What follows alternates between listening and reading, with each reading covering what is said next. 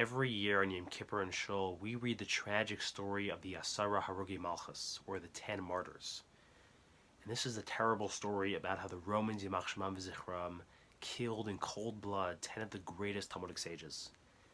And I've drawn from the various sources out there, and I've tried to create one flowing narrative, and that's what I'm going to share with you in this video. So let's begin with a brief historical overview of the Roman occupation of Judea, which will set the scene for the story. So let's begin after the Hanukkah story. And after the Hanukkah story, the Jews gained their independence, and they were ruled by the Hashmonaim. And this period ended in 67 BCE when Shlomo Tzion Alexandra, which was the last great Hashmonai ruler, who was the second queen regnant in all of Jewish history. So she was a wonderful queen, but she passed away in the year 67 BCE. And she left behind 2 sons. And the 2 sons couldn't agree who should take over, who should be the next king. And there was a lot of infighting and bickering, and this led to a civil war. And both the sons turned to the local power, to a Roman general in the region called Pompey the Great. And they turned to him to adjudicate their dispute. And Pompey saw this as a golden opportunity to take Judea for the Roman Empire. And in 63 BCE, he laid siege to Jerusalem, and he took Judea, and he essentially annexed Judea and made it part of the Roman Empire. And at first, the Romans allowed the Jews to govern themselves, but in 6 CE, the Romans strengthened their hold over Judea, and they started governing Judea directly with Roman officials sent from Rome. And as time went on over the next few years and decades, things just got worse and worse and worse. And because of several causes, but mainly because of high taxation and religious unrest and just a sense of nationalism, all of it spilled over in 67 CE, and the Jews revolted in the first great Jewish revolt. And at first this met with great success, and the Jews were successful, but of course, once the Romans sent back in their army under General Vespasian and General Titus, they took Jerusalem and they destroyed the Second Temple, they destroyed the Second Base of Mikdash, and they crushed the revolt. And the fighting went on a little bit, and there was some mopping up to do all the way till the year 73 CE with the final battle of Masada.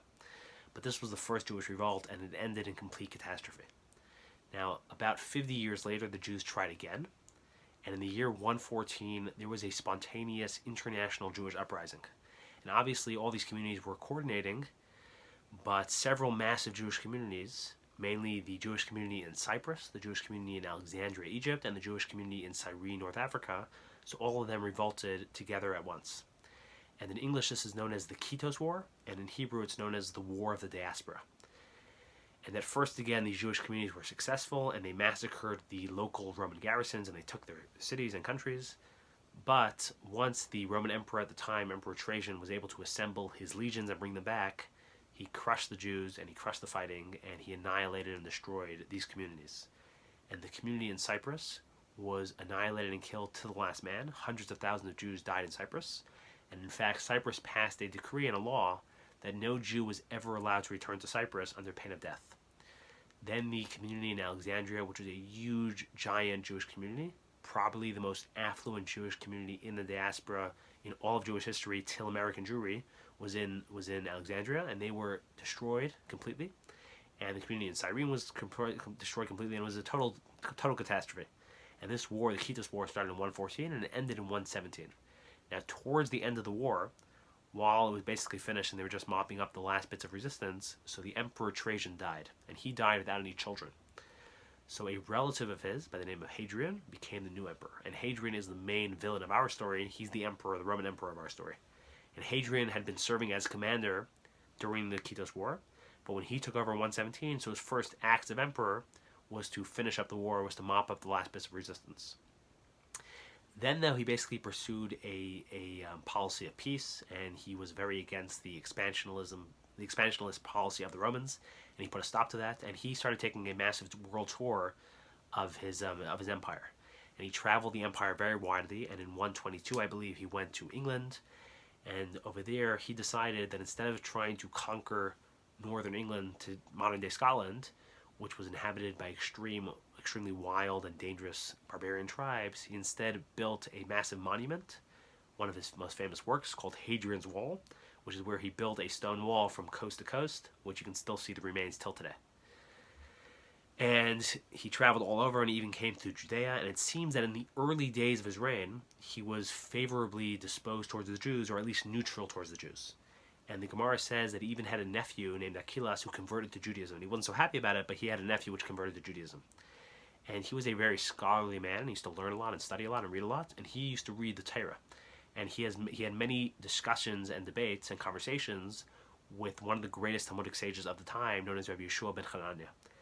And the Gemara records many of these discussions and debates, and they're very interesting. Now, by far my favorite one, though, is one time they were talking about God, and Hadrian said, "I don't believe in God." And Chanina tried to explain to him and prove to him that God exists. And Hadrian said, "No, if you can't see it, then it's not real. I don't believe in it if I can't see it." And Rabbi Yeshua ben Hanania tried to explain to him why you can't see God and how he's being a little bit childish. And he wasn't buying it, and he said, "No, if I don't see it, I'll never believe it." So Yeshovav said, "You know what? Just for you, I'm going to make a special demonstration. I'm going to show you God. And meet me on the palace roof tomorrow afternoon, and there I'll show you God." And Hadrian was super excited when he heard that. And the next day, he met Rabbi Yeshovav on the palace roof. And he said, "So where's God?" And Rabbi Yeshovav pointed up to the sun, and he said, "Steer into the sun for 60 seconds, and then you will see God." And Hadrian looked up, but it was too bright, and after a second, he had to look away. And Rabbi Yeshovav started to laugh, and he said, "If you can't even look at the sun, how do you expect to look at God?" So that's just one cute story, but there's many stories of their conversations and their debates and their discussions. And in all of them, Hadrian seems to be a little bit skeptical and mocking of Torah, but he seems to have a little bit of respect for at least Rabbi Yeshovav. So he must have had a little bit of a fond opinion or respectful opinion of the Jews in that time. Now, the craziest thing is the Medrash tells us that in the early part of his reign, he even agreed to allow the Jews to rebuild the Beis Mikdash, to rebuild the third temple. And the project actually began and went underway, and some work went into it. And according to the early Christian sources, they say that the one who ran this project, the one who was appointed to oversee this project, was actually his own nephew, this convert of his, this nephew who had converted, was appointed to run the project. But then Hadrian had a sudden shift of a turn of heart, and he shifted his view. And it's not clear exactly why, but different people and groups started speaking to him and whispering into his ear, and they basically told him that the Jewish religion and the temple is actually the source of all the Jewish unrest and Jewish nationalism, and that's what's been causing all the wars and all the unrest, and it's not a good idea to promote that and strengthen that. And Hadrian bought that theory, and therefore he put a stop to the project, and he sent a decree that he had changed his mind, he had a change of heart, and they were no longer allowed to build a Beis Mikdash. And it says in the Medrash how word of this came to the Jewish people as they were gathered around the Beis Mikdash. They were all there working on the project, and the crowd was so infuriated and livid at how they had been betrayed again by the Romans. On the spot, tensions were running so high, the Jews were ready to revolt right there and then. And the rabbi sent up Rabbi Yeshua ben Hanania, and Rabbi Yeshua ben Hanania went up, and he spoke very eloquently, and he gave them a very clever parable, and he managed to soothe the crowd and disperse the crowd, and for the time being, stop the revolution. But from that point on, things just started to get worse and worse and worse, and tensions just really started to boil. And it was basically only a matter of time until there would be another war. And just to add to the flames, Hadrian appointed a new emperor, a new governor over Judea by the name of Turnius Rufus, who was extremely unpopular with the local population, and he didn't help very much, and he was adding a lot of tension. And it seems that Hadrian himself, again, I'm not sure why, but it seems that Hadrian himself started to develop this strong resentment and dislike for the Jews.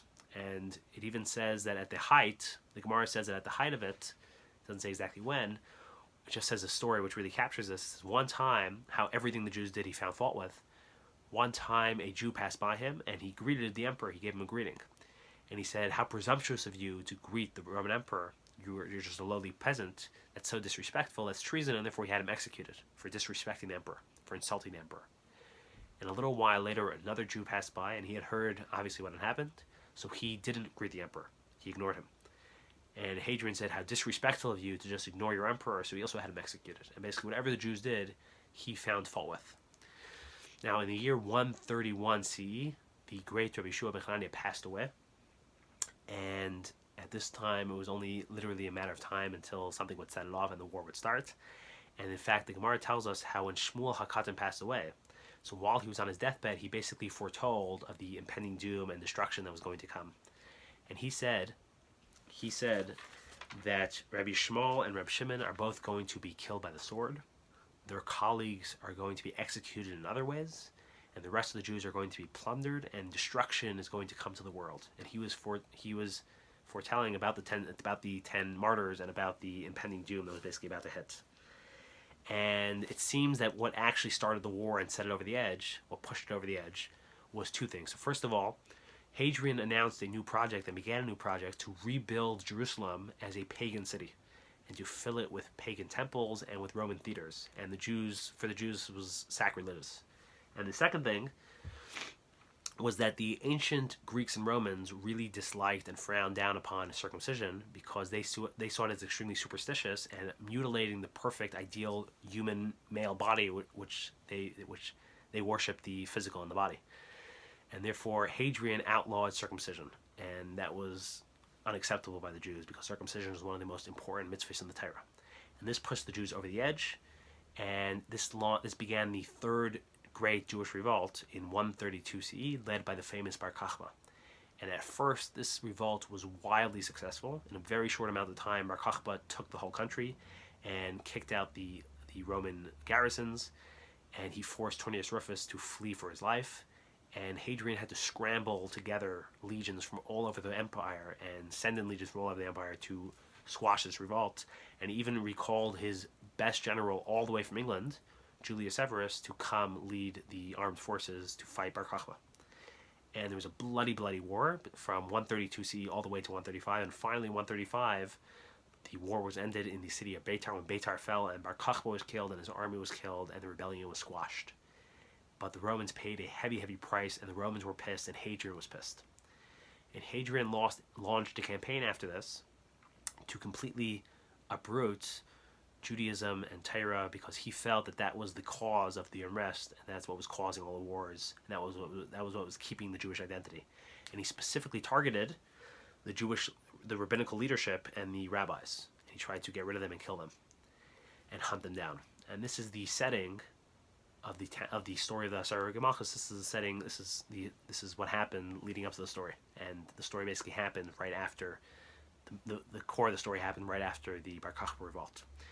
Now, two important things that have to be said. So first of all, amongst the various sources, there's many names given as to who the 10 martyrs exactly were, and all in all, there's 17 names offered. But we in this video are going to follow the 10 names which we read in the Machzor on Yom Kippur. The second thing is, in the Machzor on Yom Kippur, it makes it sound like the story all happened in one shot, in one go, over a span of a couple of days, but it's very, very clear from the various Gemara sources and Medrash sources, and the Rishonim write this clearly that it didn't actually all happen at once. The writer in the Machzor just did that for dramatic effect, but in fact it happened over the course of many years and many decades. So that's that. Okay, so the story begins that Hadrian was sitting and reading the Torah, and he came across the famous story of Yosef being sold by the brothers. And when he read the story, he had a very cruel thought, a very cruel, sadistic thought came into his head. And he called the 10 greatest rabbis, the 10 greatest Talmudic sages into his room. And he said, I have a question for you. I have a legal question. I want to hear your opinion. According to the Jewish view, what should be done to someone who kidnaps somebody else? If you kidnap a free man, what should the punishment be? And the sages said that according to the Torah, kidnapping a free man is one of the worst crimes possible. Robbing someone of their freedom and liberty is a terrible crime, and that deserves death. You should get the death penalty. And when Hadrian heard that, he smiled and he said, well, I just read the story in the Torah of how the 10 brothers kidnapped Yosef and sold Yosef, and not only were they never punished, not only were they never killed, but they were never even punished. And that is a major, major injustice, and that crime needs to be paid. And luckily, I have 10 incredible rabbis in front of me, and you guys can stand in place of the 10 brothers of Joseph who sold him, and you guys will die in their stead. And of course, this was a very shocking turn of events for the rabbis, and it was terrible. And the rabbi said, please give us 3 days to reflect on this, give us 3 days to pray, give us 3 days to consult heaven and find out and come to peace with this. And if we feel like this is our fate, then we will gladly submit. But yes, give us 3 days. And Hadrian consented. Now, interesting thing is that from the Machzor, from the most sources, it seems that the crime that they were paying for was again the fact that the 10 brothers sold Yosef into slavery. And this actually makes a lot of sense because it says that the reason why on Yom Kippur we bring the Azazel, we throw a goat, we kill a goat over the mountaintop. So it says that ever since the 10 brothers sold Yosef into slavery, so the Samach Mem, the devil himself, calls to God and says he demands retribution, he demands justice. He says no one has ever paid the price for their sin. And part of their act, after they killed Joseph, was they slaughtered a goat and pretended with the goat's blood that it was Yosef's blood, and they put the goat's blood on the coat and gave it to their father. And Hashem, to repay back the Samach Mem, and to cool his anger, and to cool his sense of justice, he commanded that every Yom Kippur we give an Azazel, we kill a goat, and that goat is a payment to the Samach Mem, is like a sacrifice to the Samach Mem. That's what it says, and maybe that would also explain a little bit why we read this story on Yom Kippur. But that's the general explanation given, that they were dying in atonement for the 10 tribes that sold Yosef into slavery. But in Kabbalah sources it says that they were actually being killed for another sin, and they were an atonement for another sin, also connected to Yosef, but a totally different sin. And that sin is that it says in the Gemara that when Yosef was in the house of Potiphar, so as we know, the Chumash tells us that Potiphar had a very beautiful wife, and she was very attracted to Yosef, and she tried to seduce him. And Yosef resisted her, and finally it says one day they were all alone, and Yosef almost gave in. He was this close to giving in and consenting. And it says the last moment, he changed his mind and he ran out of the room. And there's many things written about what exactly happened in that moment, what made him change his mind, how did he overcome his urge. And it says that he thought different things, or he saw different things, but in the Gemara, one of the Gemara says that actually in that moment, he dug his toenails into the floor, and a miracle happened where 10 drops of semen emerged from his fingernails. And that partial ejaculation managed to cool his desire enough that he was able to collect himself and run out of the room. And since masturbation, though, is one of the worst sins, and in many respects is the worst sin in the Torah, so it says in Kabbalah's form that to atone for those 10 drops of semen, an atonement for that sin is actually the R Yochanan. That's what they were that's what they were serving as an atonement for. Okay. Now, after they left Hadrian's room, so the 10 sages turned to one of their members, and his name was Yismael Kohen Gadol. And they turned to Yismael Kohen Gadol and they said, Yismael, we want you to go up to heaven, to use different mystical, Kabbalistic names, and to go up to heaven, to ascend to heaven, and to find out if indeed this is our fate, if this is meant to happen to us, if we're meant to die.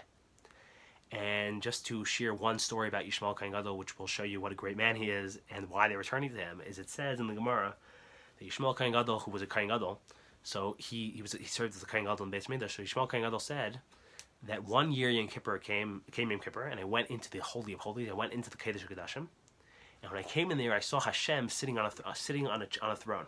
That's what it says. He saw Hashem sitting on a throne, and Hashem looked at me, so to speak, obviously, and Hashem said, "My son, I want you to bench me. I want you to give me a blessing." And Yismael Kohen Gadol turned to Hashem and he said, "Hashem, I bench you, that your mercy should always overcome your anger, and that you should always treat your children, treat the Jewish people, beyond the letter of the law. Treat us very generously." And he said, after I benched Hashem, so to speak, nodded his head as if to say amen, as if to agree to the blessing. And actually the Gemara just says there, for a funny thing, it says from here we see a powerful lesson. We see a principle of al tihi birchas hedyet kala beinecha, which means don't belittle the blessing of a random person. A lot of people think that if they get a bracha and a blessing from a rabbi or from a tzaddik, that's very special. But if a random dude gives you a bracha, who cares? And from here it says we see that anyone who gives you a bracha, it's very special, it's very powerful, because Hashem himself wanted a bracha from Rabbi Shmuel. So that's the lesson we see here. But basically we see from the story what kind of guy we're dealing with. Rabbi Shmuel Kohen Gadol was not just a simple man. And Rabbi Shmuel Kohen Gadol purified himself, and through different mystical meditations and names and Kabbalistic secrets, he managed to go up to heaven. And he encountered a great angel by the name of Gabriel. And when he came to Gabriel saw him, and Gabriel said, "Are you the man which Hashem boasts about?" Because Hashem says there's a certain man in this world who has such a strong Tzelem Elokim. His Tzelem Elokim is so strong and so intact that he's like resembles me. He's the man in this world who resembles me, so to speak. And Rabbi Shmuel said, "Yes, that's me." So Gabriel said, what would you like? And Shmuel put the question to him. He said, "On earth they've decreed us to die. I want to know if this has been decreed in heaven. Is this our fate? Should we consent? Should we submit?" And Gabriel told him, "Yes, I heard this being decreed from behind the curtain."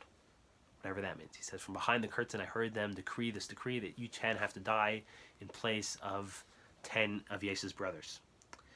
Now, two interesting things it says that happened here is one is that Rabbi Shmuel saw an altar, he saw a mizbeach in heaven. And when he was talking to Gabriel, he asked him, "What is the mizbeach for? What sacrifices do you guys offer to Hashem?" And Gabriel told him that on our mizbeach, on our altar, we offer the souls of the tzaddikim, the souls of the righteous men, as sacrifices. When Jews are killed in this world, like Kadosh Hashem, when tzaddikim are killed like Kadosh Hashem, those souls, that's what we sacrifice here to Hashem. And Michal, actually, the angel Michal, sacrificed those souls to Hashem. And Yismael was comforted when he heard that. Additionally, it says, is that he saw the Samach men pushing Hashem to pass this decree to kill the 10 Jewish sages. And finally Hashem consented, and Hashem passed a decree that 10 Jewish sages would die. But right when he did that, so to balance it out, so to speak, he also decreed that Rome would be totally destroyed. And he set in stone Rome's destruction, and that Rome would fall. That was decreed at the same time. Now, after this all happened, after this vision, after this transcendent experience, Rabbi Shmuel Kohen Gadol descended back to earth, and he came back to his colleagues, and he says, "I spoke to the angels, and indeed this has been decreed. We have to accept it. Everyone prepare yourself, purify yourself, get ready. We're all going to die." And it says that half of them were weeping and crying, and half of them were rejoicing and were very happy. And it says the half of them that were weeping and crying, they were crying because this was going to happen to them. This was their fate. And the other half that was happy, they were happy that heaven thought that they were able to stand in place of Yaakov's 10 sons. They were worthy enough to be fill-ins for the 10 tribes. Now, the first ones who were actually killed and the first ones who were actually arrested was Rabbi Shmuel Kohen Gadol, the one that we just talked about, and Rabbi Shimon ben Gamliel. Now, since the 10 of them were representing the 10 tribes, so each one of them was stepping into the shoes of one of the 10 tribes. And it says in the Svarim which one of the 10 represented which one of the 10. And just these two, so Rabbi Shmuel Kohen Gadol, he was in place of Levi. He was representing Shevet Levi because he was a Kohen, which means he came actually from the Shevet Levi. So he was representing and standing in for Levi. And Shimon ben Gamliel, who was the Nasi Hadar, so he was obviously from the tribe of Yehudah. He was from the tribe of Judah, so he was filling in for Yehudah. He was representing the tribe of Yehudah. Now, not each one of the 10 came from one of the 10 tribes. Just these two did, and some of them did actually. But each one represents one of the 10. Okay, now we don't know 100% who the identity of these two people, of Rabbi Yishmael Kohen Gadol and Rabbi Shimon ben Gamliel. We know 90% who they are, but not 100%, and I'll go through each one. So Rabbi Shimon ben Gamliel could be one of two people. He could either be the father of Rabbi Yehudah HaNasi, Rabbi Yehudah HaNasi's father, and the advantage of saying that is that then he will have lived at the same time of all the other ones. Right after the Bar Kokhba revolt, he would have lived at the same time as the other 8. And that's the advantage. But in all likelihood, it was not Rabbi Yehudah HaNasi's father, because it doesn't seem from any source that Rabbi Yehudah HaNasi's father died violently. Rather, it seems that he was actually Rabbi Yehudah HaNasi's great-grandfather, who lived during the time of the second Beis HaMikdash, at the Churban of the second Beis HaMikdash. So it was probably him, and he's quoted in Pirkei Avos very famously that Rabbi Shimon ben Gamliel saying that he grew up amongst the sages, and he learned that the most valuable thing for a person, the most beneficial thing for a person to incorporate into their behavior is the trait of silence, not talking so much. And he said that even amongst the sages, even amongst the wisest men, it's good to incorporate silence and not to speak so much. So how much more so people like us, fools, should for sure incorporate silence into our conduct. But that's what he's famous for saying in Pirkei Avos. Now, the other person, Rabbi Shmuel Kohen Gadol, so again, he could be one of two people. And the Gemara shares a story how one time Rabbi Shua ben Hanania, which was a rabbi we mentioned earlier in this class, So Rabbi Shimon Hanania was on one of his trips to Rome. He was in Rome, and there was many wars with the Romans, and therefore there was many Jewish slaves in Rome all the time. And he was told, though, there's this one very special boy in prison who has Jewish features, and there's something very, very clever about him, and he's also physically he's very good looking, and there's something very attractive about him, and he's extremely brilliant and clever. And Rabbi Shua Hanania went to see the boy, and he talked to him, and he was so charmed by him, and he saw how brilliant he was, that he said, this boy has incredible potential, and he has an incredible future. And he said, I have to get this boy out of prison. And even though there was thousands and thousands of Jews, he made it his life's mission to get this boy out of prison. And he raised tons of money and gave many bribes, and he got this boy out of prison and freed him and sent him back to Israel. And it says in the Gemara that this boy grew up to be the famous Rabbi Shmuel Kohen Gadol. Now, Taisus writes that there was two famous Rabbi Shmuel Kohen Gadols.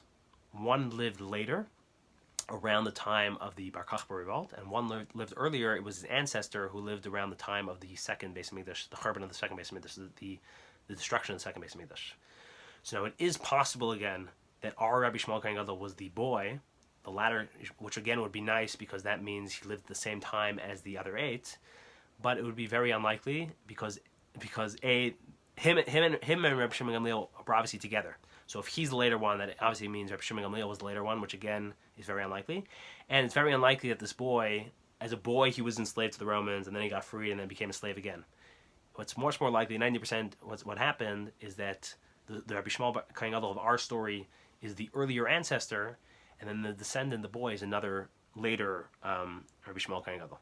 And basically what it seems like is that Rabbi Shmuel Kohen Gadol and Shimon ben Gamliel were killed way earlier than the other 8. They were killed after the second temple destruction, and the other 8 were killed later around the Bar Kokhba time. But okay, in any event, so these two rabbis, Rabbi Shmuel Kohen Gadol and Rabbi Shimon Gamliel, were the first to be taken out. And it says they were being brought out to be executed, to be killed by the sword, actually, to have their heads chopped off. And it says one of them was crying, and some versions have Rabbi Shimon Gamliel is crying, and some versions have Rabbi Shmuel Kohen Gadol is crying. But it seems that Rabbi Shimon Gamliel was the one who was crying. And Rabbi Shmuel Kohen Gadol talked to him and tried to comfort him, and eventually he comforted him, and yeah. Then they came to the chopping block, and each one asked to be killed first, because each one didn't want to see and didn't want to witness their friend die.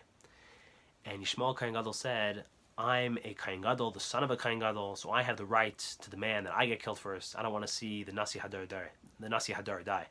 And Shimon Gamliel said, I'm the Nasi Hadar, the son of a Nasi Hadar, and I don't want to see Rabbi Shmuel Kohen Gadol die. And they're arguing back and forth, and finally the executioner said, we'll make a raffle. And they made a raffle, and the raffle fell on Rabbi Shimon Gamliel. And right away it says Rabbi Shimon Gamliel jumped to the chopping block and stuck out his neck, and the executioner swung his sword, and it was a clean cut, and the head fell to the ground. And Rabbi Shmuel Kohen Gadol let out a scream that it says was like a shofar blast. That's how intense the scream was. And he picked up the head of his colleague, of Rabbi Shimon Gamliel, and it says he laid his eyes against his eyes, and his nose against his nose, and his mouth against his mouth. And he screamed out, how could it be that this tongue, which used to teach Torah so eloquently and so beautifully, now licks the dust? And he was screaming and crying and making a real commotion. And it says that the daughter of the Caesar's daughter, heard the commotion, and she came to the window to see what was happening. And she looked down and she saw Rabbi Shmuel Kohen Gadol's face. And instantly, it was love at first sight. She was instantly infatuated because it says Rabbi Shmuel Kohen Gadol was a very, very handsome man. He was one of the 7 most handsome men to ever live in human history. He was extremely, extremely handsome. It says when he used to come to Rome, all the women would come out to see him. He was very, very good looking. And when she saw him, she right away put a stop to the execution. And there's a very interesting story brought in the Medrash why he was so good looking. His mother acted a certain way around the time of his conception that actually led to him being so good looking. But in any event, he was very good looking. And the princess ran to her father, and she said, Father, please spare his life, save him so we can keep him. And the father said, no, it's not an option. I can't keep him. We can't save his life. We have to kill him. He has to die. He's a real enemy to the state. And the daughter said then, if so, instead of chopping off his head, at least skin the skin off his face so I can keep the skin, I can keep his face and look at it. That's how beautiful it is. And obviously she was not a very kind person, and it seems it was like father, like daughter. and Hadrian really liked his daughter's plan and her cruelty, and therefore he came outside and he said, okay, instead of chopping off his head, instead of giving him a clean death, we're going to flay off his face. And they tied down Rabbi Yismael Kohen Gadol, and they started flaying his face from the top down to get the whole face, to get all the skin. And the whole time he had been quiet, but when they came to the spot that the tefillin are put on, suddenly he let out an inhuman shriek, a terrible shriek. And Hadrian, who had been standing over the whole time watching, he said, why is it that till now you didn't make a sound and suddenly you scream? What was it? And Rabbi Yismael Kohen Gadol looked at him and he said, I didn't scream for my personal pain or this personal abuse. I screamed because you robbed me of the beautiful mitzvah of tefillin. And then as they continued, Rabbi Yismael Kohen Gadol let out a second earth-shattering cry, and it says that even the heavens itself shook. And when this was happening, the angels came running before Hashem, and they said, how could you do this? Put a stop to this. This is inhuman. This is not justice. And Hashem said to them, quiet, this is my plan, I have a vision, and whether you understand it or not, you have to accept my decree.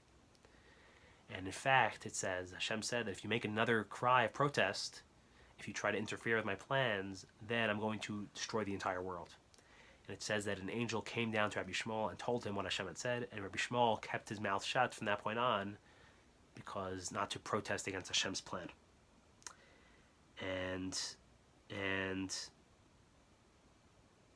eventually Rabbi Yismael was killed as they were flaying off his face. Now, it says that there was no Jews present when Rabbi Shimon, Gamliel, and Rabbi Yismael were killed, and therefore no one was able to give testimony to their death, and their wives were never able to remarry because their deaths were never confirmed. I guess the bodies were never found, at least for a few years, and no one was there to give testimony, and therefore their wives were not allowed to remarry. Now, elsewhere it says that the Romans did keep his face.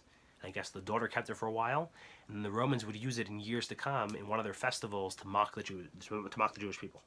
Now, what's very interesting is that Josephus, in his history work, so he mentions how a very prominent Kohen by the name of Yismael was publicly executed in Cyrene. So maybe it's this Yismael Kohen Gadol, and maybe not, but it's interesting because if indeed we're following our assumption that Yismael Kohen Gadol was the earlier Yismael Kohen Gadol, so he would have lived in the time of Josephus, so that's very likely that Josephus is talking about him, and it would have been a very public execution.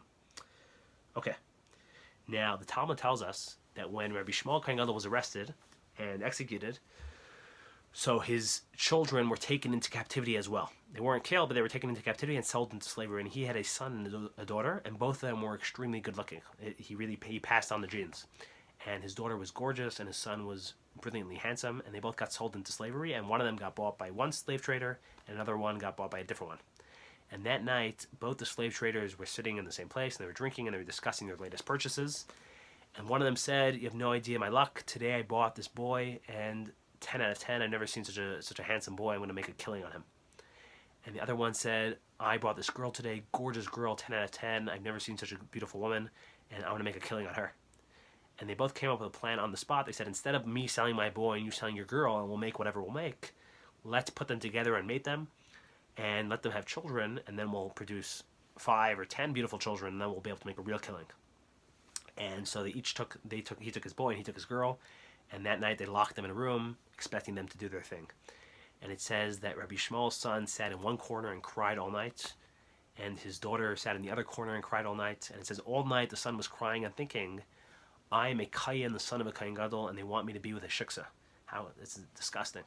And she was thinking, I'm a Kohenes, the daughter of a Kohen Gadol, and they want me to be with a shegitz. It's horrific. And they were sitting and crying over their fate. And it says finally in the morning when the sun came up, they saw each other for the first time, and they saw that it was their brother and sister, and they ran toward each other, and they embraced, and they hugged, and they started crying into each other's shoulders. And they cried and cried and cried and cried out their souls until they died from brokenness, and they both died in each other's arms. That is the end of Rabbi Yismael Kohen Gadol and his family. Now, what's interesting is we know the date of their death. We know that Rabbi Yismael Kohen Gadol and Rabbi Shimon Gamliel both died on Chaf Hei Sivan. The third of the 10 martyrs to be executed was the famous Rabbi Akiva, and Rabbi Akiva is one of the most famous, if not the most famous, character in the Talmud.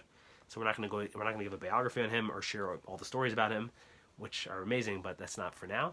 But one story which will show you a little bit of Rabbi Akiva's incredible greatness, and it relates to the to this. So it says in the Gemara that when Moshe went up to heaven to receive the Torah, so it says he came to receive the Torah, and Hashem had finished with the whole Torah, and then he was adding on the crowns on top of the letters. And Moshe said to Hashem, like, it's fine, we don't need the crowns. What's the point of the crowns? It's like aesthetically it might be nice, but there's no need for the crowns. Why are you wasting your time with the crowns?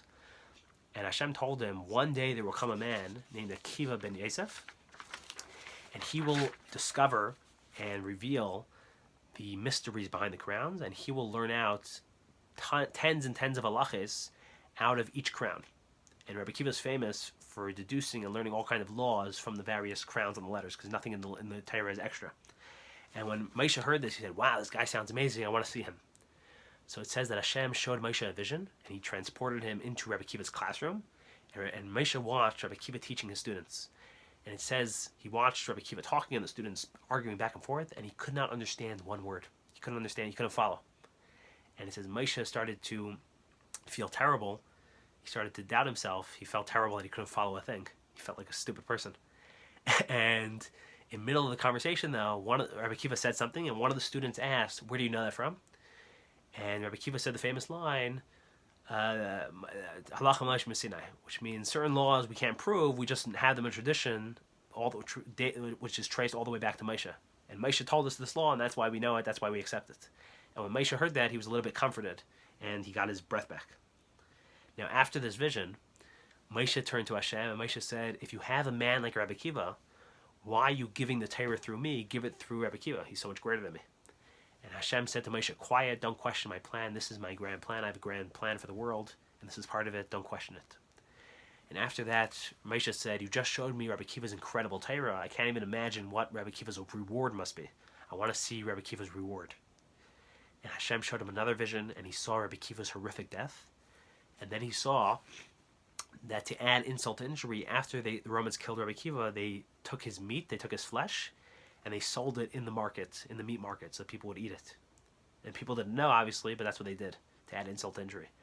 And when Moshe saw that, he was so horrified. He said, Hashem, how could you do that? How could how could it be that this is the reward for someone who devotes their life to Torah in this incredible way? And again, Hashem said the same response, quiet, don't question me, I have a grand plan, whether you understand it or not. Accept it. Now, what's interesting, it says that when the great Rabbi Eleazer was passing away, when he was on his deathbed, so Rabbi Akiva was there, and Rabbi Eleazer actually predicted again the horrible death of the 10 martyrs, and he said, Rabbi Akiva is going to get the worst death from all of you, and all of you are going to be killed. Rabbi Akiva is going to get the worst death of you all. Now, how Rabbi Akiva died and how Rabbi Akiva was caught. So, what's interesting is Rabbi Akiva is famous in the Talmud for being a huge supporter of Bar Kokhba. But for whatever reason, I'm not sure why, after the Bar Kokhba revolt, Rabbi Akiva was not killed for that. He wasn't killed as a criminal for that reason. I'm not sure why. For whatever reason, he got away with that. But it says after the Bar Kokhba revolt, so to stamp out religious Judaism, the Romans outlawed Torah study on pain of death. And Rabbi Akiva, though, ignored the edict, and he kept teaching anyway. And there was a Jew named Pappos, and Pappos came to Rabbi Akiva, and he said, Rabbi Akiva, how can you keep teaching Torah? It's too dangerous. You're going to get yourself killed. You can't do it. And Rabbi Akiva looked at Pappos, and he said, let me tell you a parable. Let me tell you a story. There was once a lake, and there was a little fish that lived in the lake. And the fish was constantly afraid. It was constantly afraid of the fishermen, because there was fishermen that were coming with hooks and with lines, and they were trying to catch the fish. And the fish was constantly avoiding their nets and avoiding their hooks, but it was always afraid of being caught. And one day, a clever fox came to the edge of the lake, and it called down to the fish, and it said, little fish, why are you in the lake? Why are you living in fear? Come join me on dry land where you'll be safe. There are no fishermen here. And the fish looked at the fox, and he said, Fox, amongst the animals in the animal kingdom, you have a reputation of being the wisest of us all. And I always thought you're wise, but now I see you're a fool. Because it's true that it's dangerous for me to stay in the water, but at least I have a chance to survive. If I leave the water, I'm instantly going to die. And Rabbi Akiva basically concluded by saying that, Pappos, maybe I thought you were clever till now, but now I see you're an idiot. That of course it's dangerous to teach Torah. But without Torah, without our water, we're instantly lost. We're instantly going to die. The Jewish people are lost forever. And therefore, he kept on teaching. But only a couple of days later, Rabbi Akiva was busted by the Romans, and he was arrested, and he was thrown into prison. And the Talmud concludes that he was sitting in prison for a little while, for a couple of days, and guess, after a few days, the Romans brought in a new prisoner, and guess who it was? Papas was put into the cell next to Rabbi Akiva. Rabbi Akiva said, Papas, what are you doing here?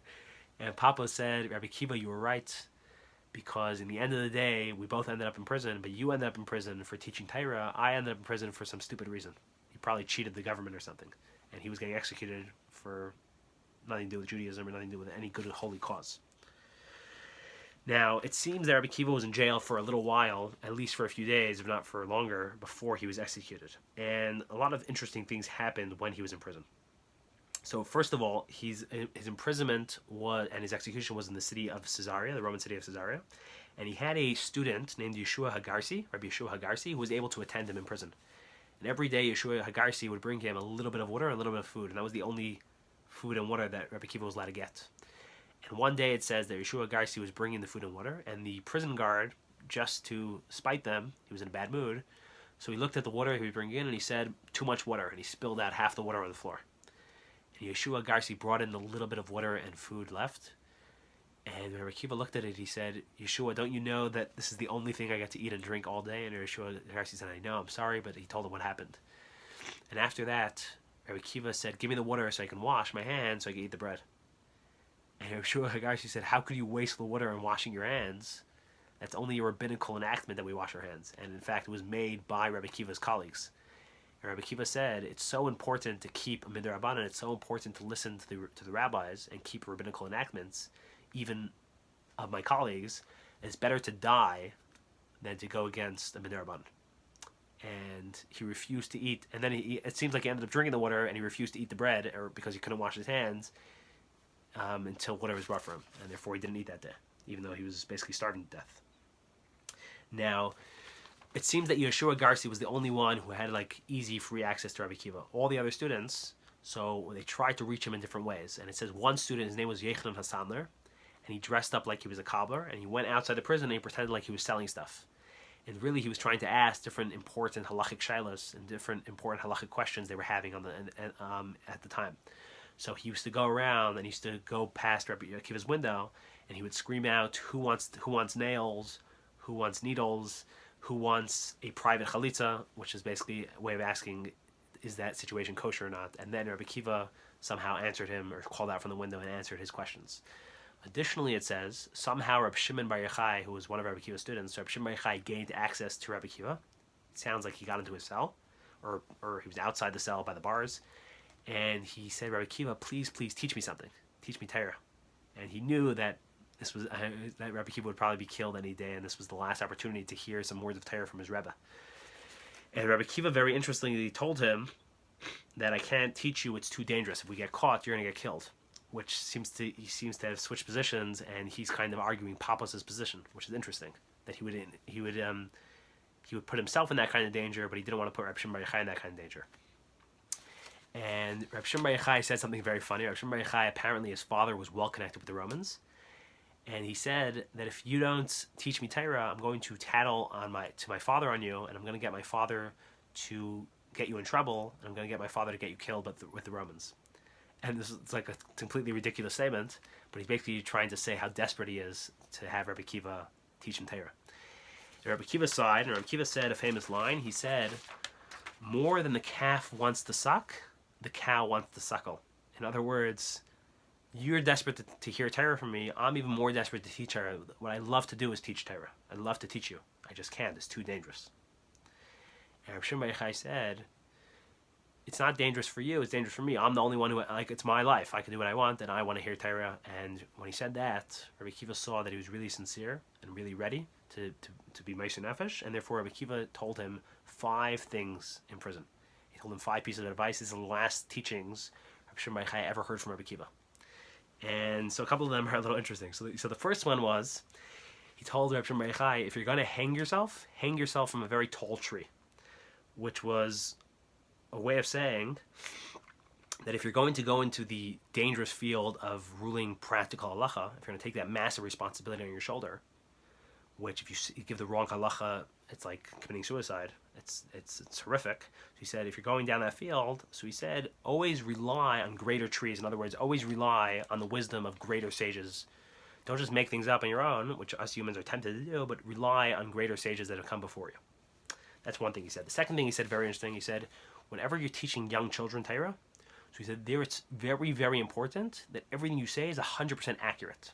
Because he says, one inaccurate thing you tell a small child, if that gets into their thinking process and the way that mistake will always be with them forever, and it will stick with them forever. And therefore, any inaccuracy you teach a child is extremely destructive. And everything you teach a child has to be 1,000% accurate. Adults could hear something and then later on realize it was a mistake. He says, once something gets into a child's way of thinking, it's over. The third thing he told him, so again, he spoke in riddles. He said, don't cook in a pot in which your friend has already cooked.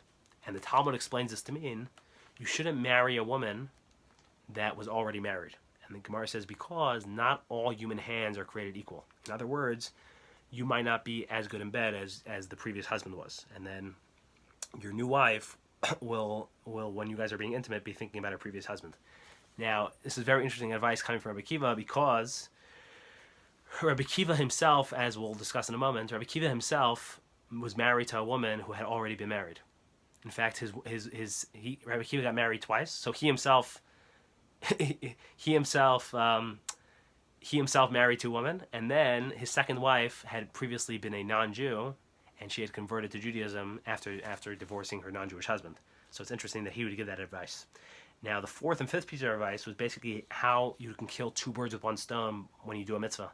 And he told him different scenarios. I'm not going to explain it, it takes a little too long, but he told him different scenarios about how you could do a mitzvah and also benefit personally financially, and how you could do a mitzvah and also become a cleaner, purer person by doing that mitzvah. And those are the 5 pieces of advice Rabbi Akiva gave Rabbi Shimon Bar Yochai in jail. The last 5 things Rabbi Shimon Bar Yochai heard from Rabbi Akiva.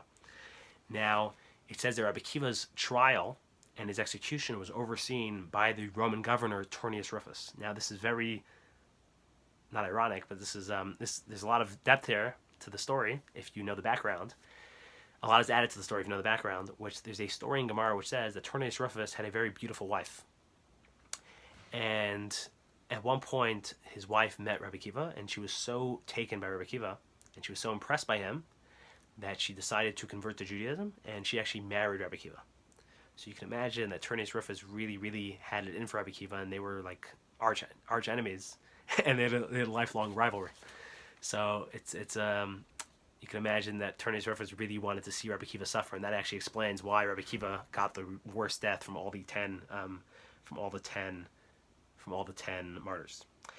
And the death which Tertius Rufus devised was to flay Rabbi Akiva with iron combs, which is iron combs which are used to comb wool or flax. They used that to scrape off Rabbi Akiva's skin and flay him alive.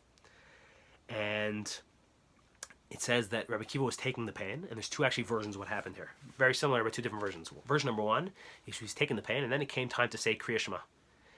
And Rabbi Akiva started saying the Shema, and his students were huddled around, and they were so shocked at the sight. They said, "Really, Rabbi Akiva? Like, to this degree, you're like, this is crazy." And the second version is that, again, Rabbi Akiva was taking it, and it came time for Kriya Shema, and when it came time to say Shema, Rabbi Akiva burst out laughing. And after he burst out laughing, Tertius Rufus was standing over him, trying to get him to scream and to suffer and to squirm. So he said, "Rabbi Akiva, you're either senile, you're either crazy, or this is your last act of defiance against me, your last act to spite me." And Rabbi Akiva said, "No, you idiot." He said, "You're going to suffer for this, but this is not trying to spite you, and this is not, I'm not senile. Rather, the reason why I'm laughing," and in the other version, what he told the students, the reason why I'm able to do this is, he said, all my life, I used to read the Shema every single day. Twice a day we read the Shema. And whenever I came to the Shema, I read the words, you should serve Hashem, b'chol levavcha, b'chol nafshecha, b'chol meidecha. Which means you should love Hashem totally, you should love Hashem, you should serve Hashem with all your resources, with all your money, and you should serve Hashem b'chol nafshecha with your entire soul, which means even to the point of death. Even if you need to die in the line of service of Hashem, you should do that. You should be ready to do that. And he says, I always felt bad when I read these words, because I thought I would never ever get the chance to fulfill this mitzvah, to lay down my life for Hashem. And now, finally, I'm able to read the Shema and know that I'm fulfilling this mitzvah. I'm doing the mitzvah b'chol nafshecha. I'm giving my life for Hashem, and that's why I burst out laughing, and that's why I'm happy actually that this is happening. And then Rabbi Akiva started to say the Shema, and he said the first line, Shema Yisrael Hashem Elokeinu Hashem Echad, and he felt like he was dying, but he held on with the last word Echad. He stretched it out in order that as he felt himself dying, he ended Echad. and he died with the word echad on his lips. That was the last word he said. And when he died, when Akiva passed away, when Akiva died there, all obviously bloody and crazy, so a baskol came out of heaven and said, Rabbi Akiva, fortunate are you that you got to die declaring Hashem's oneness, declaring echad on your lips. And then there was another baskol which came out, and it said, fortunate to Rabbi Akiva that you're so cleansed and so purified by your horrific death that you don't need to go to Gehenna or anything, you're ready to go straight into Elam Haba. Now, again, we do know the date of Rabbi Akiva's death, and so it's interesting. The Torah writes that Rabbi Akiva was arrested and killed on Hey Tishrei. But the Mechaber writes he was arrested on Hey Tishrei, and he omits the word killed, which means, it sounds from the Mechaber that he was arrested on Hey Tishrei, but he wasn't killed till a little bit later. And then in Seder Hadeiros, and in the Yalkut Shemaini, in Seder Hadeiros and in Yalkut, it seems very clear that he died later. In Yalkut, it's clear that he either died on Erev Yom Kippur or on Yom Kippur, and Seder Hadeiros writes that he died on Yom Kippur clearly. So it seems that he probably died on Yom Kippur itself, actually, which again is why we read the story on Yom Kippur, because Rabbi Akiva is considered the main of the 10 martyrs, and that's why it would make sense that we read the story on Yom Kippur. Now, the Yalkut tells us a very, very interesting story. It says that actually at the moment of his death, none of his students were there. And that's why between the two versions of if Turnus Rufus asked him why is he laughing, or if his students asked him, it seems more likely Turnus Rufus, that would fit better with this Yalkut. And the Yalkut says that none of his students were there when he died, and his attendant, the attendant who had been serving him, Yeshua Hagarsi, so Erev Yom Kippur came, and he needed to go home for Yom Kippur. So they left Rabbi Akiva on Erev Yom Kippur, and that's when he got killed. And therefore nobody was there when he died. He actually died alone, just him and Turnus Rufus.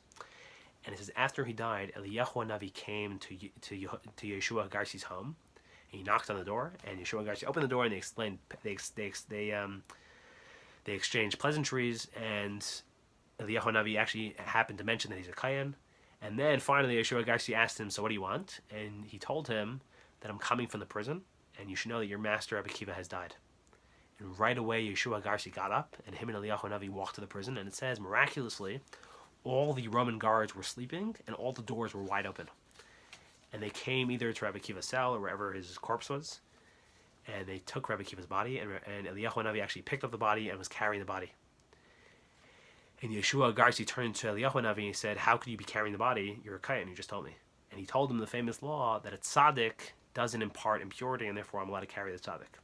And it says they walked and walked and walked with the body for a long time until they came to an isolated cave. In fact, it says they went up 3 flights or 3 boulders, and then they went down 3 flights, down 3 boulders, and then they came to an entrance of a cave. And they came into the cave, and in the cave they saw a bench and a table, and on the table was a candelabra, and they saw a bed. And even in one version, Yeshua Hagarsi said, I'm not leaving this cave until you tell me what the bed is for, who the bed is for. And Eliyahu Navi told him the bed is for his wife, his second wife, Turnus Rufus' ex-wife, which is interesting. Now after that, they both retreated out of the cave, and when they left the cave, they saw the candelabra light up, and the cave closed behind them. And Eliyahu Navi said, fortunate are those people who work hard to study Torah their entire life, because a place is always prepared for them in this world, and a place is always prepared for them in Elam Haba by Hashem. Now, it says in the Gemara that when one great light leaves the world, another great light comes in, and the day that R Akiva died, Rabbi Yehudah Hanasi, the great author of the Mishnah, was born. That is the death of Rabbi Akiva. Now, the fourth of the 10 martyrs is Rabbi Chanina ben Teradyon. And Rabbi Chanina ben Teradyon is quoted in Pirkei Avos. He's a very famous sage. And he actually had a pretty tragic family life. So the Gemara tells us how he had a son who got involved in shady business, and he got involved in all kinds of with shady people. And eventually some bandits killed him in their line of work because of something that went wrong. And when they found his corpse, so there was a funeral, and it says that Rabbi Chanina ben Teradyon gave a hesped, he gave a eulogy, his wife gave a eulogy, and one of his daughters actually gave a eulogy. Now, when the decree came out that banned Torah on pain of death, so Rabbi Chanina ben Teradyon as well, similar to Rabbi Akiva, he was of the same school of thought. He kept teaching Torah anyway, he didn't care.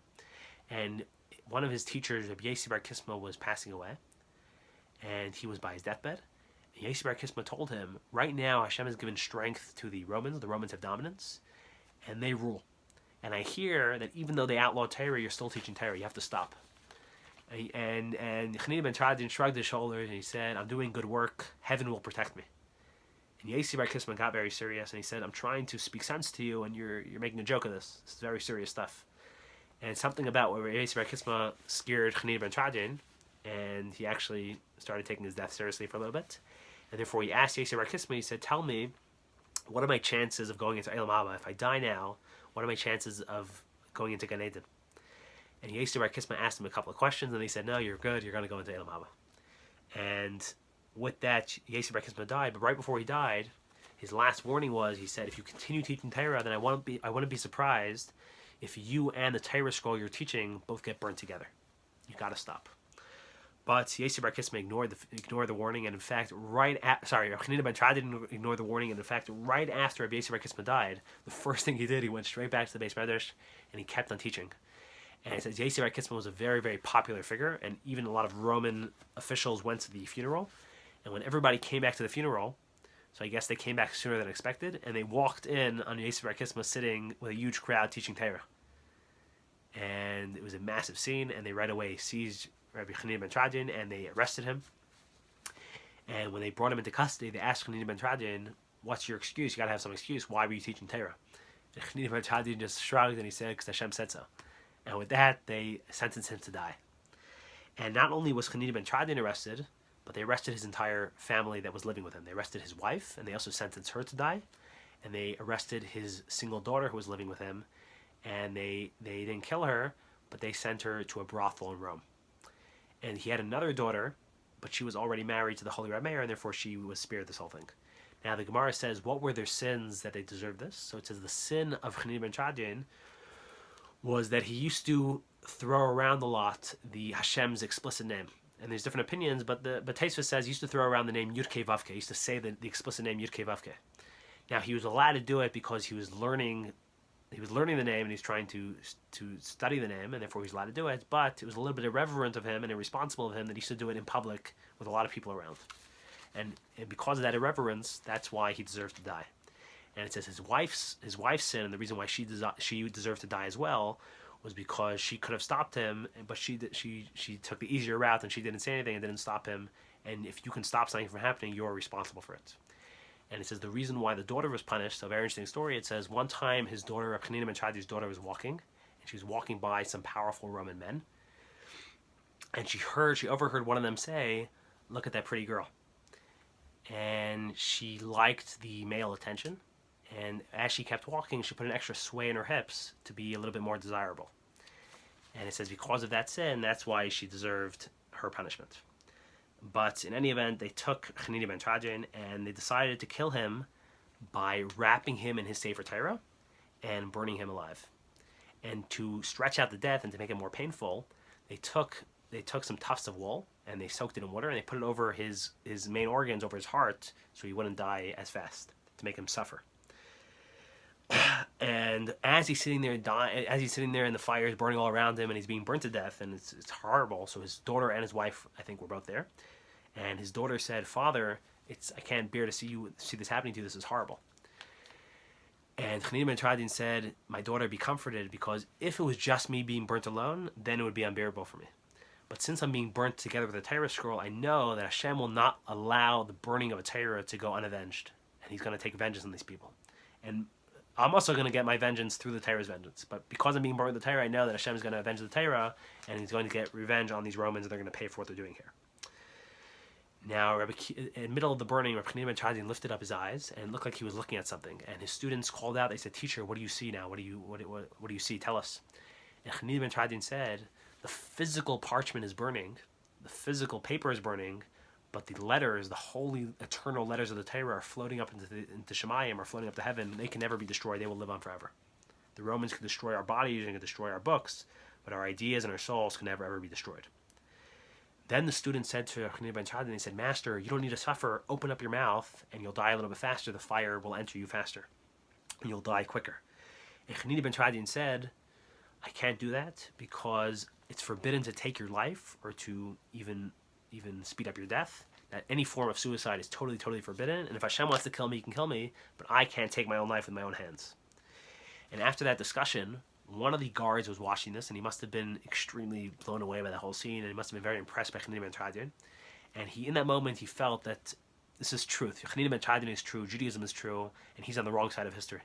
And maybe he got a little scared about what Chanina ben Teradyon said about God taking revenge on the Romans. And therefore he said to Chanina ben Teradyon, if I pull away the wet wool, and that will make the fire kill you in a moment, will you take me with you to Elam Haba? And Chanina ben Teradyon said, yes, I will. And he said, swear to me that no matter what, you will take me to Elam Haba. And Chanina ben Teradyon swore to him, and right away the guard took off the wet wool, and the fire blew up, and the guard jumped in after him, and both of them were burned up in a second. And a boskol came out, a voice came out of heaven that said that Chanina ben Teradyon and his executioner are both on their way to Elam Haba. And years later, when Rabbi Yehudah Hanassi heard the story, so he used to cry when he heard the story, because he said some people need to spend their entire life working hard at Torah mitzvahs to get Elam Haba. And in fact, he said some people could spend a whole life working hard and in the last moment lose it all. Like a famous Yochanan Gadol who 80 years was a tzaddik and then in the end of his life lost it all when he became an apostate. He said other people, though, they can live their whole life doing whatever they want, and in one moment of real tshuva, they can get Elam Haba. And that is how Chanina ben Teradyon died. Now, the surviving daughter, which we said got sold into a brothel in Rome, so we're not going to share the story here, but there's a long story of how her sister, which was married to Rameir, so she said to Rameir, you can't let my sister be in a brothel. It's not right. You need to save her. And Rameir went on a very dangerous mission to go save her, and he eventually did save her, and he got her out of Rome, and he saved her life. Now, it's interesting that, totally unrelated, but eventually Rameir's own wife, Rabbi Chanina ben Teradyon's other daughter, would actually commit suicide eventually. So really this family had it very, very tough. Now again, we do know the date of Rabbi Chanina ben Teradyon's death. Rabbi Chanina ben Teradyon died on Chav Zayin Sivan, 27 Sivan. And that is the fourth of the Asar Malchus. Now the fifth of the Asar Malchus, so his name was Rabbi Yehudah ben Bava. And there are several stories in the Gemara where it doesn't say the name, it just says the story happened with a certain chassid. And Rashi writes that whenever the Gemara uses that expression, it happened with a chassid, it means one of two people. It either means Rabbi Yehudah ben Bava, or it means his student, Rabbi Yehudah bar Elai. But basically, it seems Rabbi Yehudah ben Bava was a really good guy. He was a chassid. And he died, he was killed by the Romans at the age of 70.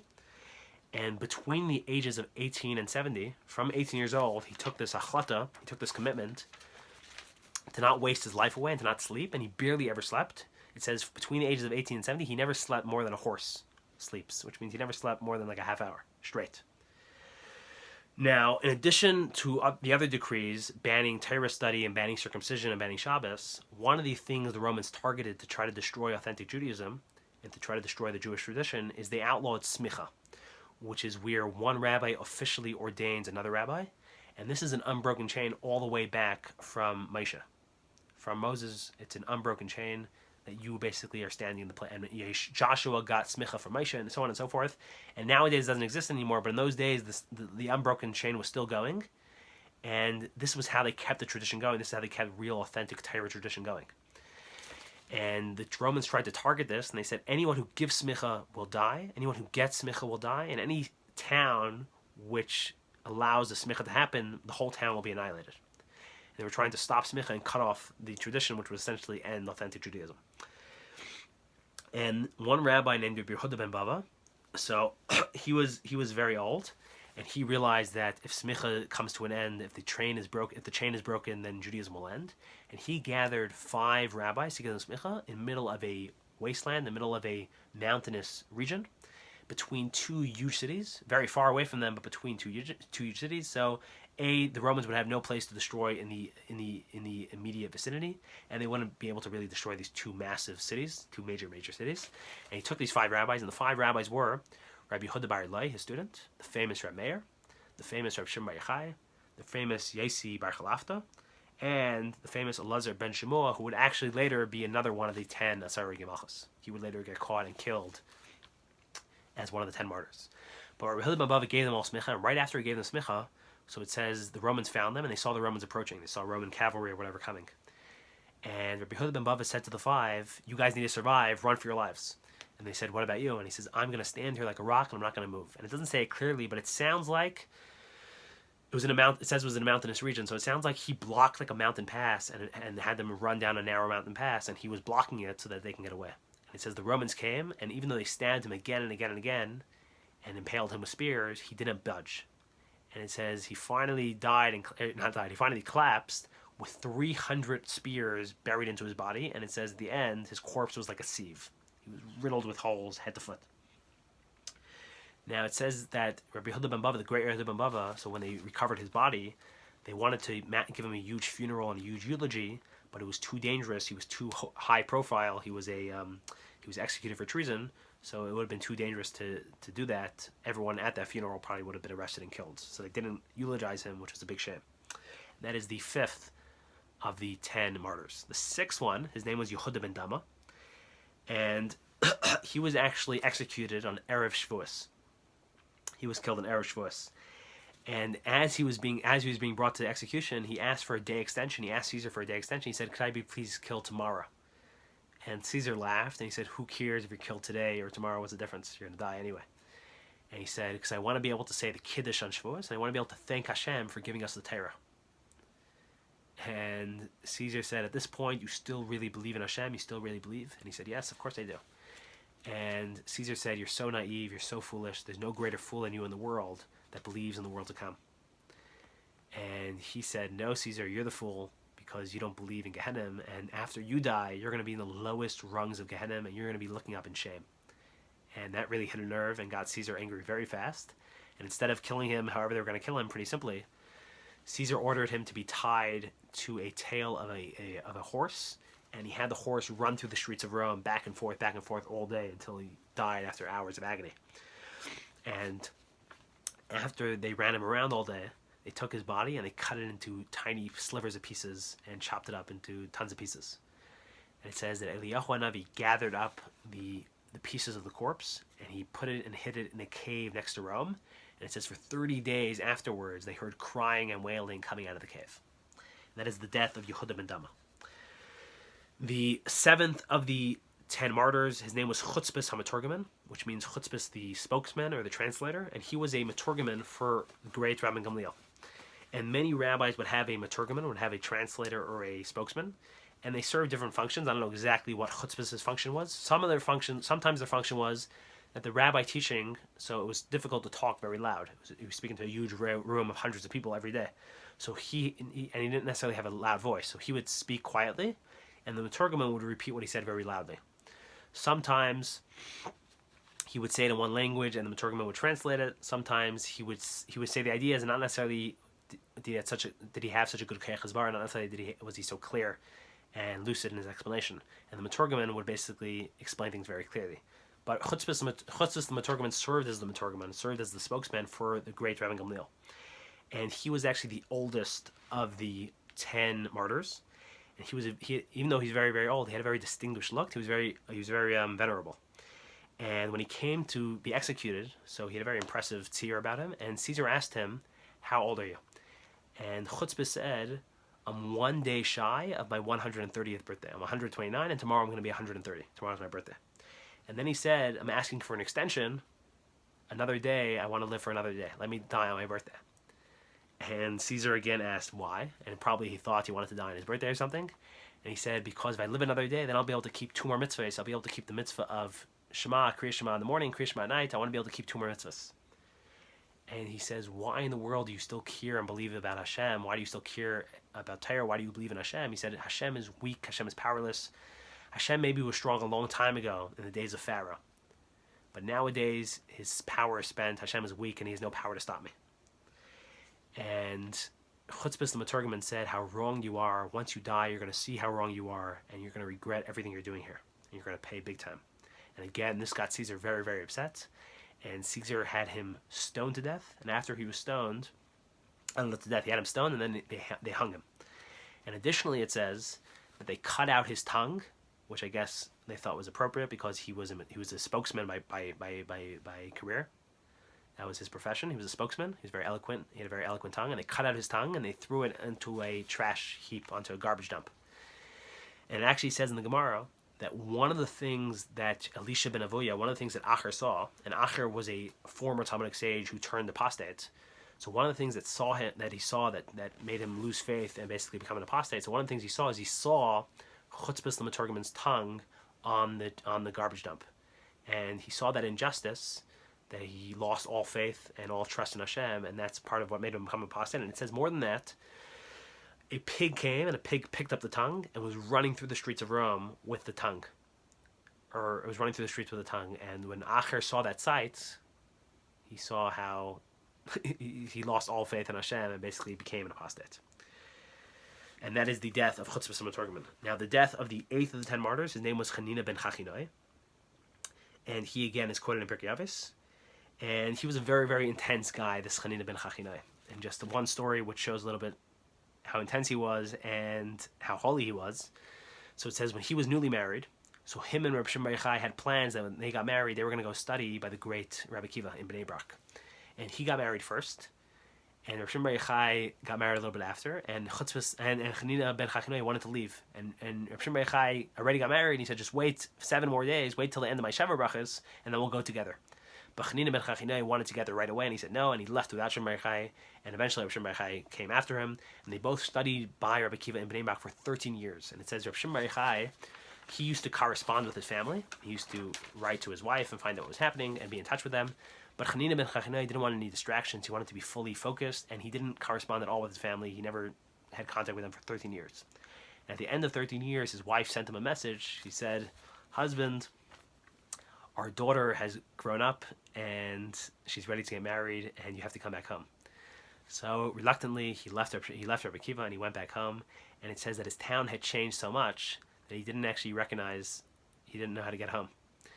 And so he went to the river, and during the day, all the young girls would come to the river to either do laundry or to get water. And he was listening to their conversations, and he heard one of the girls being called Bas Chachinoy, the daughter of Chachinoy. So he realized that must be his daughter, and he followed her back home from a distance, and she led him back to their house, and he walked into the house, and right away he saw his wife. And I guess his thought process was his daughter wouldn't recognize him, but his wife would. Well, his wife would, so he didn't want to startle his daughter. But he came in, and he saw his wife, and his wife saw him, and his wife had such a shock and such a start that she had a heart attack and died. And Chanina ben Chachinoy looked up to heaven, and she said, "Hashem, how could you repay this righteous woman this way? She waited 13 years and allowed me to learn Torah, and this is her. How could this be her reward?" And he prayed for her, and he did Tchias HaMesim, actually, incredibly.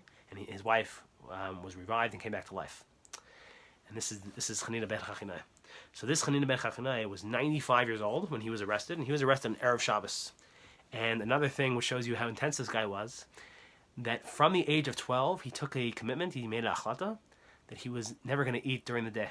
And he fasted every single day of his life from between the ages of 12 till the age of 95. He only ate a little bit every night, but during the day he never ate. And he was arrested on Erev Shabbos, and his students said, before you get killed, do you want to eat something? And Chanina ben Chachinoy said, of course not. I fasted my entire life, and you think I'm going to eat right now, right before I die? So he didn't eat anything, and he was being tortured to death. And then it hit Friday night, and it was Friday night with Shabbos. So Chanina ben Chachinoy started to say the Kiddush. And he came to the words, V'yikadesh oiseh. And as he was saying the words V'yikadesh and Kiddush, he breathed his last and he died. And a bas kol came out of heaven, a voice came out of heaven that said, "Fortunate are you, Chanina ben Chachinoy, because you were holy in life, and you died with the word Kodesh, on the word holy, on your lips when you died." Now, the 9th of the 10 martyrs, his name was Yeshovav Hasofer, Yeshovav the scribe, and he was extremely, extremely generous financially. He used to want to give tons of money to tzedakah. And it says, one time he was in a really generous mood, and he in fact said he wanted to give away more than 20% of his wealth away to tzedakah on the spot in one go.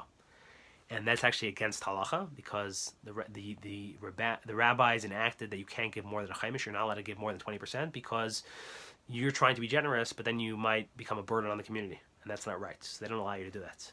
And when Yeshovav Hasofer wanted to give more than a chaimish, so R Akiva stopped him from doing it and basically said, "You're not allowed to do it," and he stopped him from doing it. But other than that, he would have given him more than 20% away in that moment.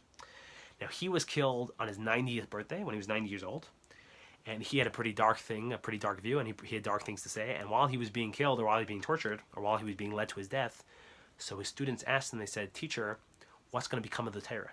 We're losing you, what's going to become of the Torah?"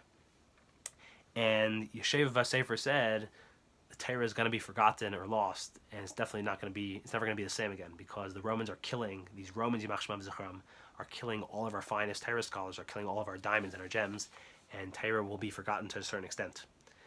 And he said, I wish, and I would have hoped that our deaths would have been an atonement to spare any other suffering, but I foresee that despite the fact that they're killing all our Talmidei Chachamim, they will not end until, and before the Romans are done, there will not be a single street in Israel which doesn't have Jewish bodies strewn across it, dead bodies.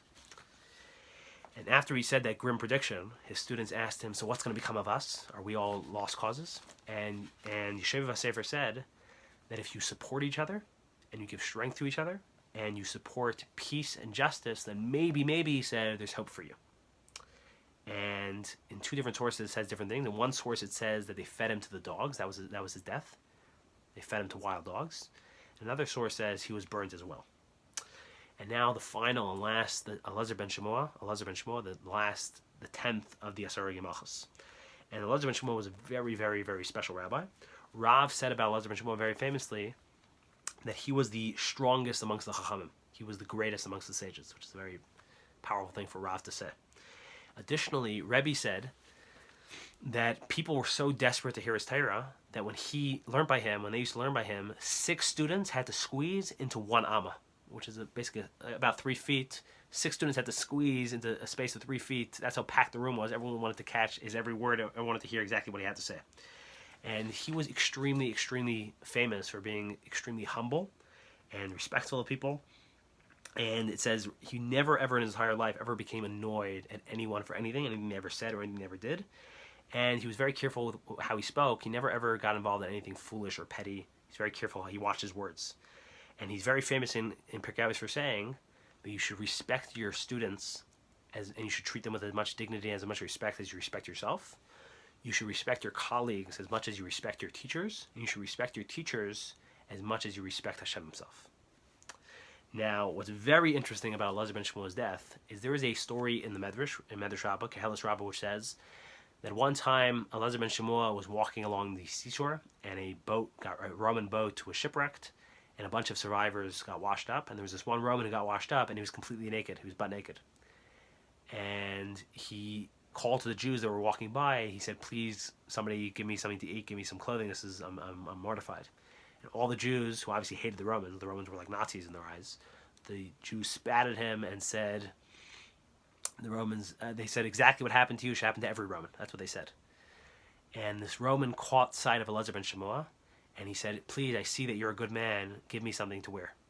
And it says, Eleazer ben Shamua took one of his own piece of clothing off his back, and he gave it to the man, and he brought him home, and gave him food and drink, and he treated him really, really well. And years later, it says this man rose, and this man became Roman emperor. I'm not sure exactly which Roman emperor this would be historically, but he became Roman emperor, and he passed a terrible decree against the Jews. And they sent Eleazer ben Shamua to Rome, and when he came when he came and he met Caesar, they basically realized who he was, and because of this connection, Eleazer ben Shamua was able to avert the decree. But although he had saved one Caesar's life, kind of, and he benefited from that, apparently that didn't carry over, and the next Caesar basically had him killed. So that's interesting. Now, he was 105 years old. He was a very, very old man when he was killed. And actually, elsewhere it says a story, what he did to deserve such longevity, why he lived so long. And he was killed, we know for sure, he was killed on Yom Kippur, which again is very appropriate that we read the story on Yom Kippur. And he was killed on Yom Kippur. And when he was being killed, his students asked him, Master, Eleazer, what do you see? Eleazer ben Shamua, what do you see? And this is when he was hanging halfway between life and death. And he said something very interesting. He said a very interesting vision he was seeing. He said, I see the buyer of Rabbi Yehudah ben Bava and Rabbi Akiva floating through the air. I see Rabbi Yehudah ben Bava and Rabbi Akiva, who have both been killed, floating through the air. And they're debating, as they're floating up into heaven, they're debating a certain area of halacha. They're debating a certain point of law. And they said, and who is moderating the debate? And they said the debate is being moderated by Rabbi Yismael Kohen Gadol, and these are all 3 of the 10 sages, obviously, who were killed. And the students asked, and who's winning the debate? And he said, in the debate, Rabbi Akiva's winning the debate, because Rabbi Akiva devoted himself to Torah in such a unique way, more than anyone else, and because of that, he's zeicha that he always comes out on top, and he is winning the debate against Yehudah ben Bava. And then he said something incredible. He said, I see all the neshamis and shemayim are going into the river, are dipping into the river, are going to mikvah, in order to purify themselves, in order to enter in order to be able to enter the study hall of R Akiva when he arrives, so that they can hear the Torah R Akiva is going to teach in heaven. And he says, I see that the angels are bringing a golden throne for each neshama to sit in order that neshama could sit on the throne in purity. And he died with that word, impurity. And a baskol came out, and a voice came out, a heavenly voice came out and said, fortunate are you, Eleazer ben Shamua, who lived a life of purity and died with the word purity on your lips. And that is the last of the 10 sages, the last of the 10 martyrs, the last of the Harogei Malchus. And the Gemara tells us how R Yochanan bar Nafcha, the author of the Talmud Yerushalmi, so he used to say about the story of the 10 sages, he says the Romans and the nations of the world have no idea the damage they've done, and they have no idea the crime they've committed. Because he said, Hashem says that if you destroy copper, I'll replace it with gold. If you destroy iron, I'll replace it with silver. In other words, if you tear down my objects, if you tear down my buildings, if you destroy the Beis Hamikdash, I'll replace it with a nicer and a better one. But he says the crime of killing Akiva and his colleagues is unforgivable. It's the worst possible crime because they are irreplaceable. And he says Hashem will forgive the Goyim for everything except for spilling innocent Jewish blood. For the crime of spilling Jewish blood, Hashem will never, ever, ever forgive the Romans. He'll never, ever forgive the Goyim. Mashiach now. God bless you.